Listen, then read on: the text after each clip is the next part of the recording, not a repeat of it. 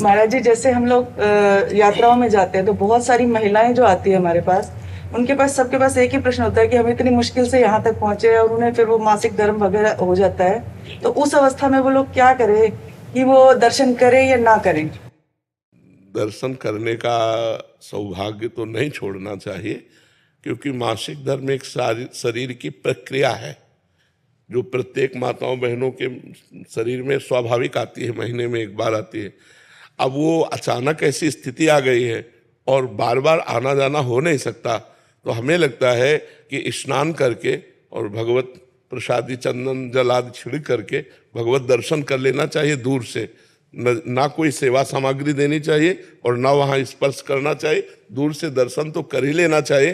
पता नहीं जिंदगी में दोबारा आना हो कि ना आना हो। और ये मासिक धर्म कोई ऐसा नहीं कि बहुत निंदनीय बात हो, बहुत वंदनीय बात है।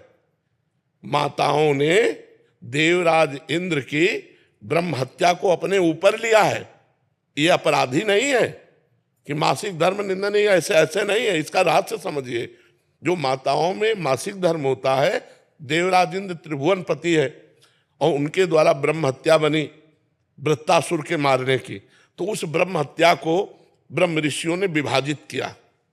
पहले नदी को दिया जो फेन बुदबुदा के रूप में ऊपर होता है, दूसरा वृक्षों को दिया जो गोंद के रूप में होता है, तीसरा भूमि को दिया जो ऊषर भूमि के रूप में होता है, चौथा माताओं बहनों को दिया जो मासिक धर्म के रूप में होता है।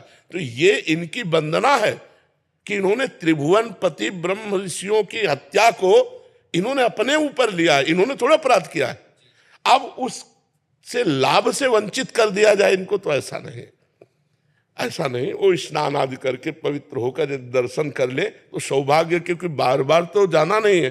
जी जी, बहुत मुश्किल हाँ हाँ, नहीं, हम इस बात में स्वीकृति है कि आप कुछ भेंट नहीं दे सकती, आप कुछ छू नहीं सकते, लेकिन दूर से दर्शन करके अपना जीवन सौभाग्य तो संभाल सकते हैं। क्योंकि इतनी मेहनत करके किसी भी धाम में सबके पास इतनी अर्थ बाहुल्यता नहीं होती। कोई कोई अर्थ की बहुत समस्या से जूझ करके जाता है, कोई शरीर की समस्या से जूझ के, कोई इतने कामों में फंसा हुआ है कि अब वो इस बात से केवल वंचित कर दिया जाए कि हाँ, तो इसलिए हमें लगता है कि उनको ये सौभाग्य मिलना चाहिए।